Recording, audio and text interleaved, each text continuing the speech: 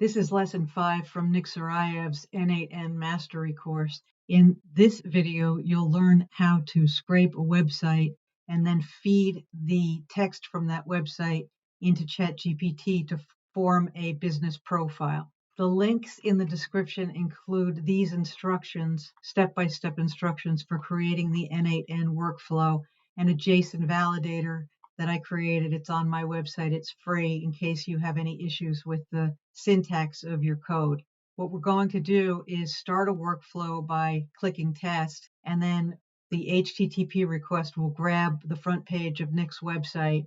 The extract HTML content node will parse out the text of the website, and then OpenAI will take the parsed text and turn it into a profile. First thing we're going to do is add a test workflow trigger to our workflow. In a new N8n workflow, add the first step and click trigger manually. Then click on the plus sign to the right of the trigger and look for the HTTP request node. In that node, change the URL to the website that you want to scrape.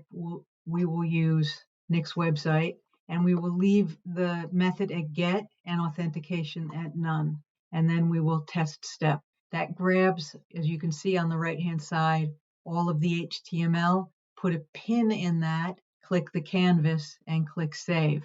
Next, we'll grab an extract HTML content node, but before we do, let's go back and look at the output from that HTTP request. So if you see the JSON, what you have is one JSON node. It's a data node, and the content is the entire website, everything in quotes from the doc type all the way through to the end HTML tag is one JSON node, and that entire thing is actually inside these square brackets. That means what you have is an array of objects. The square brackets denote an array, and there's one item in the array, and that is the JSON with the data in it.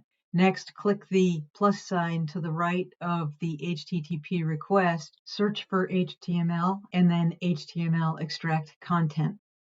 If we look at the JSON on the left-hand side, the JSON property that we're going to extract is data, and that is exactly what's already here, data. So you actually type it and you don't drag it over the name of the element that you want to extract. So the source is JSON, the JSON property is data. So if your data is called something besides data, you can just drag over the node from the JSON that is the JSON property that you want extract HTML to parse. Now, the key is going to be the name of the variable that contains the output of all the extracted data. And the CSS selector is often p tag and HTML H1 through H6 tags. In a traditional website, that would work well to find all the content on a website. But recently, websites are more likely to be coded in div tags, div tags. And so if we were to grab every div tag and say what's inside, we'd get a lot of code that we don't want. So what we're going to do is go over to left click AI, and I'm going to show you how to choose the CSS selectors and potentially the HTML elements that you want to scrape. So any modern browser should be able to do this for you. If your browser doesn't do this, then pick up Chrome or Firefox. What you're going to do is right click on any element that you want to scrape and then click inspect. And in the elements window here, which should pop up, the thing that you highlighted should also be highlighted in the code that runs and creates and renders that particular set of words. In this case, the code is an element H1. It's an HTML H1, and it's a class of banner title, but we could actually just say, give me all the H1s, and then we would get this growth systems, and if there are any other H1s on the page. So we'll do something similar. For example, this is probably also a headline tag. This is an H3, Nick and his team. And so we can say, give me everything inside H3. So as a matter of course, we'll just say, give me H1, H2, etc. through H6. Now we can ask for p tags. but I'll show you in a second that we're actually not going to get anything useful with that. I'll show you that back on N8n. So let's look for the other tags that we do want. Here's a list of things that Nick offers, and so I'm going to click Inspect, and it's an H4. So good, that's in the elements that we already chose. Now we can choose to do reviews, but I don't think that's necessarily going to be useful for this task, which is to have AI create a business profile of this data. So let's go to the next one.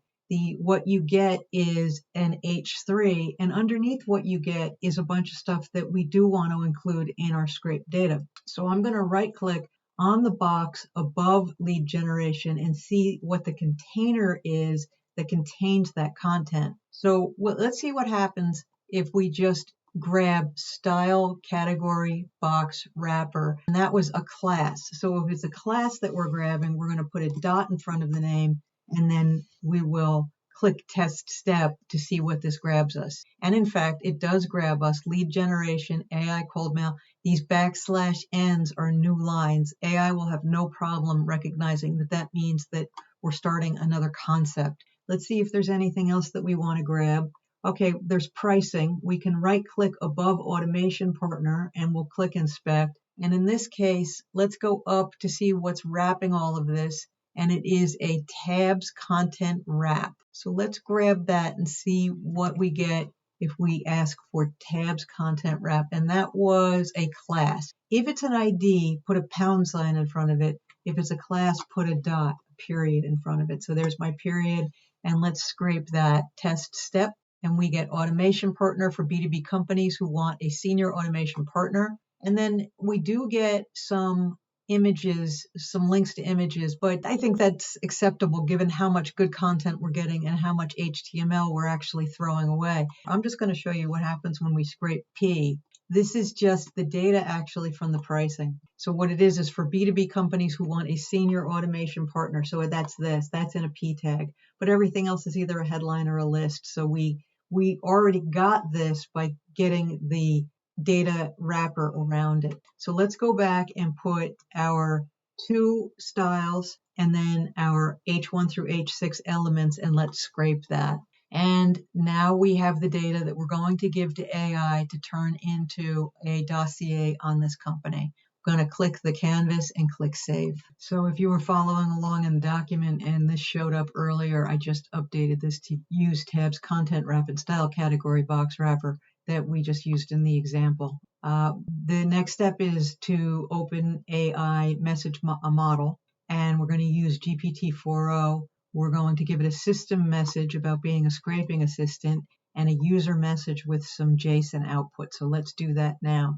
Go back to N8n, click the plus sign to the right of the HTML extractor, go to AI, go to OpenAI, and go to message a model. If you don't already have a credential set up, go to the second video in this series. The link, the playlist is in the description, and it will show you step by step how to create a credential for OpenAI. The resource is text, the operation is message a model, and the model is GPT-4o, or RO as the case may be. Okay, the first prompt is a user prompt, and it is, system prompt, and it is, you're an intelligent, helpful web scraping assistant. We'll change that to system. Then we'll add a message, and the prompt will be, your task is to take as input a bunch of scraped website text and return as output a JSON that follows this format. And then it will be summary, and that would be the output. The double quotes is the output. 3 unique points, and the output. Probable customer demographic, and the output. And contact info, if any. What you have here is, as output, is first there's a square bracket, then there's a curly brace, then there's a close curly brace and a close square bracket, followed by the end of the JSON curly bracket. The square brackets represent an array. So there's and inside that is a set of JSON. So this is an array of JSON objects. So if it finds information that's nested, it can easily output it as an array. So we're going to take our message and make a user message out of it. And then the last thing we're going to do is give it a join of the previous data. So we scraped a bunch of data. Let's make a message. It's a user. And what we're going to do is grab the extracted data, and then we're going to say dot join paren. What that does is it strings together or concatenates all of the data that we received before from the previous step, which is, if we do let's go ahead and click test step.